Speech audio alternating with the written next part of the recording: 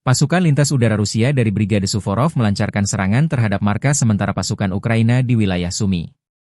Serangan ini dilakukan menggunakan bom berdaya ledak tinggi FAB-1500 yang dilengkapi modul perencanaan terkoordinasi. Target utama serangan berada di Yablunivka dan Yunakivka, dengan klaim bahwa serangan tersebut mengenai sasaran dengan tepat.